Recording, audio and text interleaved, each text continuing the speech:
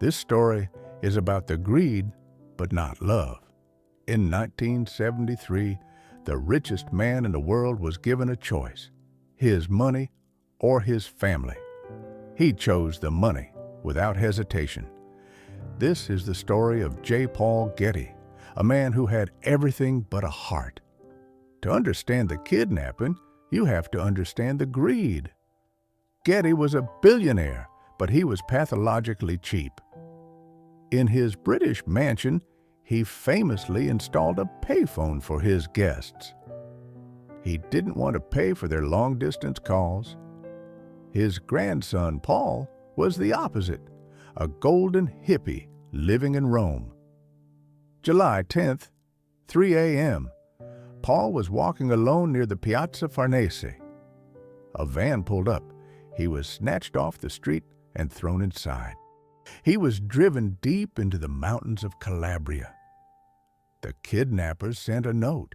They wanted $17 million. The family didn't have it, but the grandfather did. When reporters asked him if he would pay, he gave a chilling answer.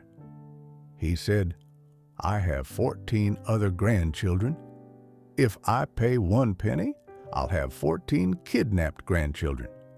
It was cold logic, but for Paul, it was a death sentence. 3 months passed. The world moved on. The kidnappers realized the grandfather was serious. He didn't care. So they decided to send a piece of Paul to prove he was alive. November 1973, a daily newspaper in Rome received a package. Inside of the envelope was a lock of hair and a human ear. The note read, "This is Paul's ear. If we don't get the money, the other ear will arrive." Photos of the mutilated boy were sent to the family. It was a horror show.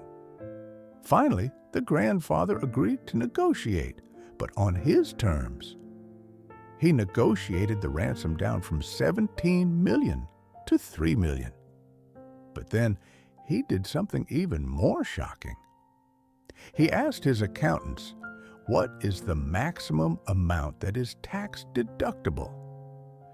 The answer was shockingly $2.2 million.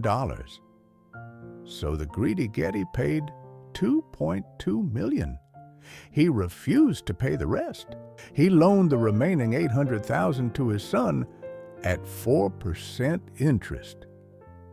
He made a profit on his own grandson's freedom.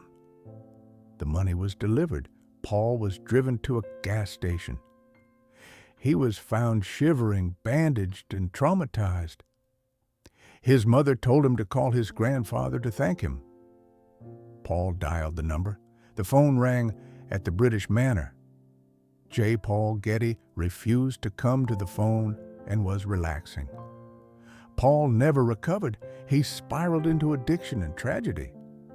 The grandfather died 3 years later, the richest and loneliest man on earth. It is true that money can buy a lot of things. It cannot buy a soul. Please like and subscribe.